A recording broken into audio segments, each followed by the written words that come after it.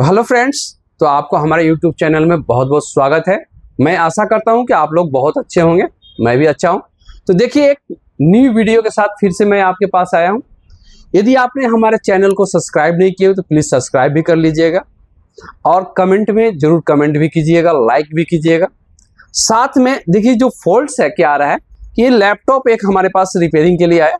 जो लैपटॉप भी आप देख रहे होंगे, तो उस स्क्रीन में आप गौर से देख रहे होंगे तो हाफ स्क्रीन में अलग आ रहा है, कलर में है, और हाफ में बिल्कुल ओके है। तो ये प्रॉब्लम्स आ रहे हैं हमारे इस लैपटॉप में।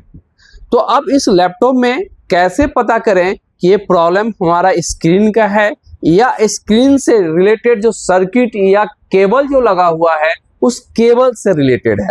तो देखिए, केबल आपको जो हमने बताया भी है पहले और दिखाया भी हूँ। तो इसमें जो केबल लगा होता है उसे हम बोलते हैं एलवीडीएस केबल। तो एलवीडीएस केबल का भी प्रॉब्लम हो सकता है और स्क्रीन का भी प्रॉब्लम हो सकता है। तो देखिए, अब उसको हम सबसे पहले क्या करेंगे, डायग्नोस्ट करेंगे।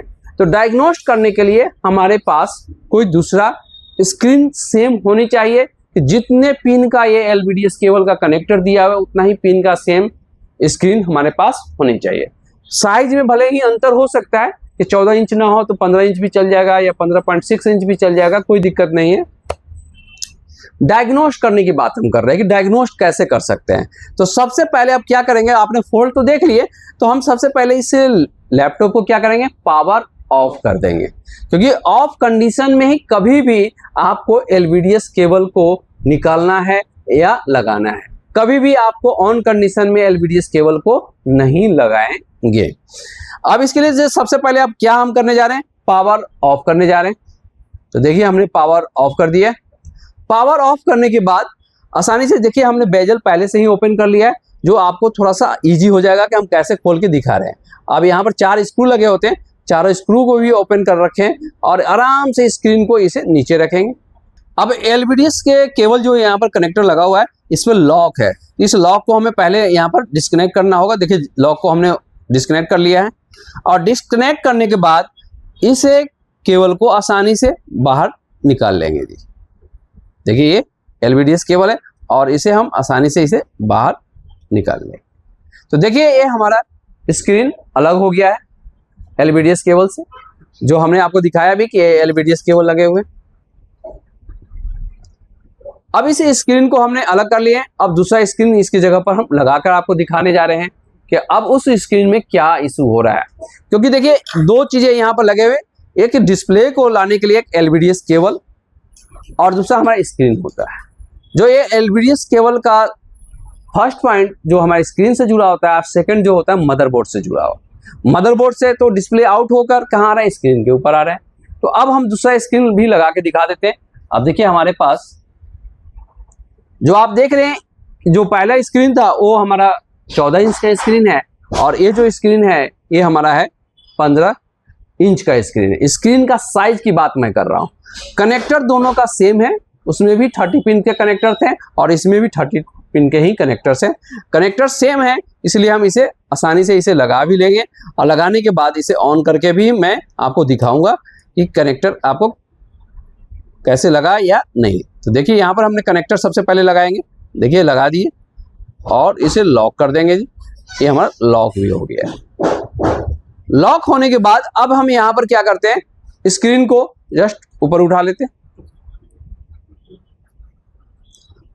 और अब हम इसे लैपटॉप को ऑन करने जा रहे हैं और आपको अंतर पता चल जाएगा कि इसमें हमारा एलवीडीएस केबल का प्रॉब्लम है या स्क्रीन का प्रॉब्लम है। तो देखिए, हमने बायो सेटअप में सबसे पहले जा रहे हैं। तो बायो सेटअप में जैसे ही आए तो देखिए, ये कलर स्क्रीन का बिल्कुल एक ही कलर में है। भले ये भी स्क्रीन हमारा खराब है, क्योंकि आप देख रहे हैं यहाँ से कलर छोड़े हुए हैं, दब गया है, जिसके कारण ये भी खराब है, लेकिन कलर तुम सेम आ रहे हैं ना, किसी तरह कोई दिक्कत नहीं है। अब हम इसमें चेक भी कर सकते हैं। देखिए, सारे ऑप्शन आ रहे हैं। तो इस तरीके से हम किसी भी लैपटॉप में सबसे पहले स्क्रीन का प्रॉब्लम है या स्क्रीन से रिलेटेड लगे हुए केबल जो डायग्नोस कर लेते हैं, एलवीडीएस केबल का प्रॉब्लम है। तो इस वीडियो में और इस लैपटॉप में हमें पता चल रहा है कि इसमें स्क्रीन का प्रॉब्लम है, एलवीडीएस केबल का प्रॉब्लम नहीं है। तो देखिए, अब हम इसके लिए नया स्क्रीन भी लेकर आए हैं मार्केट से।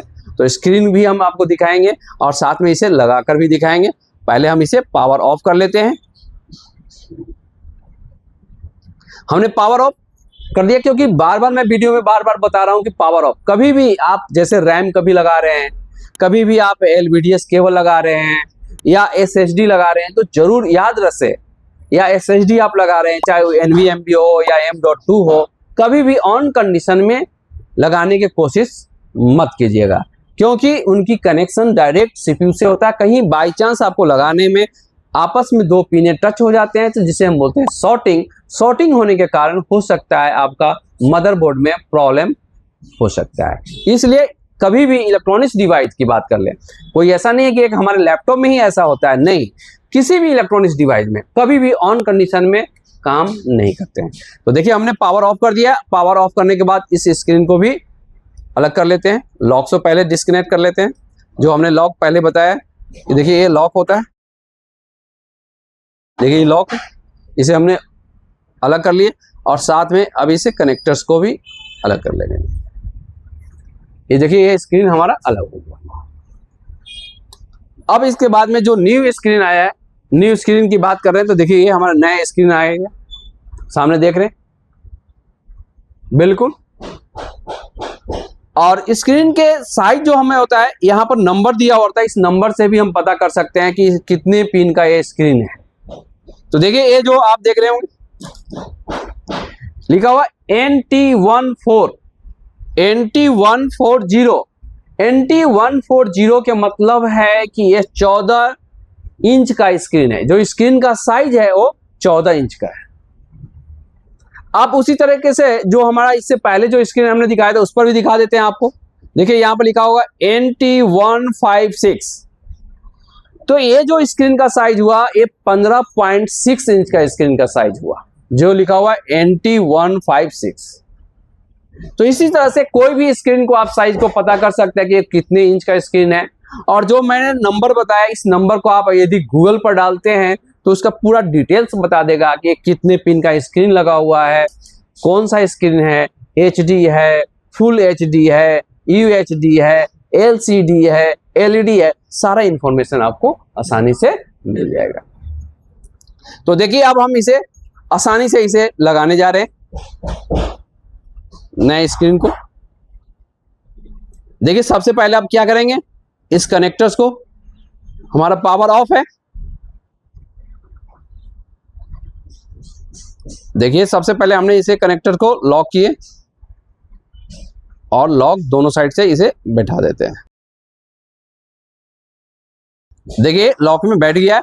अब इसके ऊपर थोड़ा सा टेप चिपका देंगे जी, ताकि ये बिल्कुल प्रॉपर वे में बैठ जाए।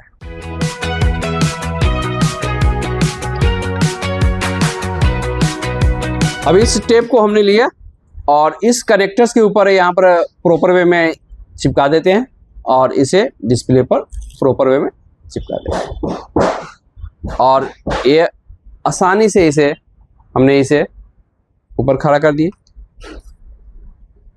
लॉक में भी बैठा देंगे।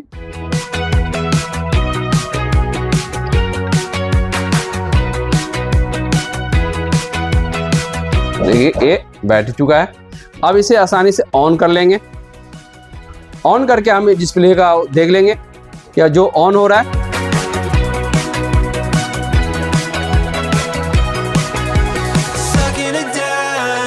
ये आप बिल्कुल देख रहे हैं, ओके अब आ रहा है। और हम आपको बायो सेटअप भी दिखा देते हैं कि इस तरह से बायो सेटअप में कैसे आ रहा था, हाफ में स्क्रीन आ रहा था। आप देखिए बिल्कुल एक कलर में आ रहा है। फिर एक बार हम ऑफ करते हैं और ये जो प्रॉब्लम है ये आपका अलग प्रॉब्लम है, इस पर भी मैं एक वीडियो बना के आपको बताऊंगा ये प्रॉब्लम कैसे सॉल्यूशन दे सकते हैं।